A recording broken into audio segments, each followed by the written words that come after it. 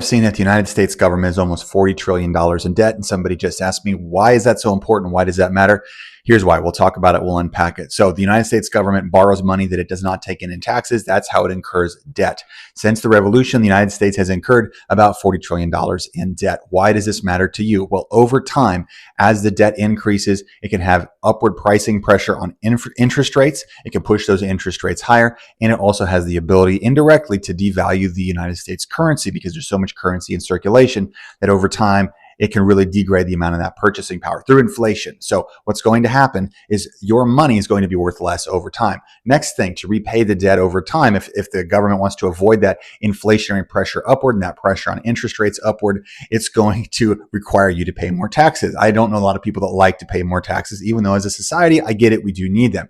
Okay, a couple things to consider. Where does all this debt come from? Well, there's a bunch of misadventures that the United States government has gone on throughout its history. Most recently that come to mind, things like Iraq, Afghanistan, COVID, and all sorts of bailout programs going back to 2008 financial crisis, which I am not a fan of at all. And there's all sorts of subsidies for different industries. It loves to borrow money to give it away for political purposes to try to win votes. Both Republicans, Democrats, they love it. Republicans do it in the form of tax cuts or tax breaks.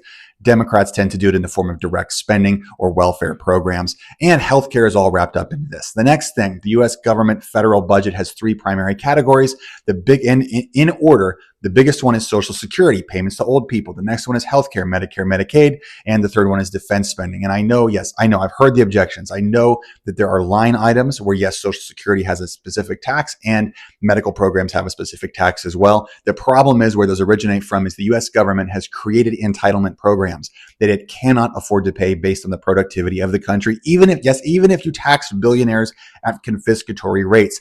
I get it. I know that argument is there. Tax the billionaires to out of existence. You still wouldn't have enough money to pay off the national debt or bring the budget into balance. A larger portion compared to the GDP, it's creating larger interest payments that we have to pay every single year, and it's crowding out other items in the budget. So the U.S. has to continually borrow more and more money to pay for the debt that it's already taken. The only way that we can really get out of this is to change all the entitlement programs that we have, to stop all the nonsense, the military spending, the misadventures, and the money giveaways of all different types. Otherwise, most likely we'll see inflationary periods and a huge problem with currency devaluations. My name is Adam Scott. Let me know how I can help. Glad you're here.